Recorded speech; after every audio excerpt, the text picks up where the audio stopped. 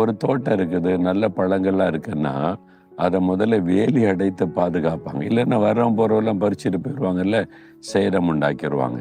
ஒரு நீரூற்று இருக்குன்னா, அது பாதிக்கப்படாதபடி மிருகத்தினாலேயோ, மனிதர்களாலேயோ சேதம் வராதபடி மறைவு கட்டப்பட்டு பாதுகாக்கப்படும். அதே மாதிரி தான் ஆண்டவர் நம்மை பாதுகாக்கிறாராம், உங்களை பாதுகாக்கிறாராம். எவ்வளவு நல்ல ஆண்டவர் பார்த்தீங்களா? என்னுடைய மணவாட்டி அப்படின்னு சொல்லி.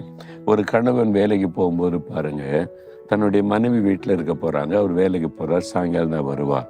அந்த கணவன் எவ்வளோ அக்கறையா சொல்ற, கதவை பூட்டிக்க, யார் வந்தாலும் கதவை திறக்காத, யாருன்னு கேட்டு பார்க்காம கதவை திறக்காத, பத்திரமா இரு அப்படின்னு சொல்லிட்டு போவார். அப்பப்போ ஃபோன் பண்ணி எப்படி இருக்க, பத்திரமா இருக்கியான்னு கேட்டுக்கொள்ளுவார். ஏன்னா தன்னுடைய மணவாட்டியின் மீது ஒரு அன்பு, அக்கறை, என் மணவாட்டி பாதுகாப்பாக இருக்கணும் என்பதை குறித்த ஒரு கவனம். அதே மாதிரி தான் மணவாளன் ஆகிய இயேசு அவருடைய மணவாட்டியாக நம்ம நேசிக்கிறதுனால நம்மை மறைத்து வைத்து பாதுகாக்கிறாராம்.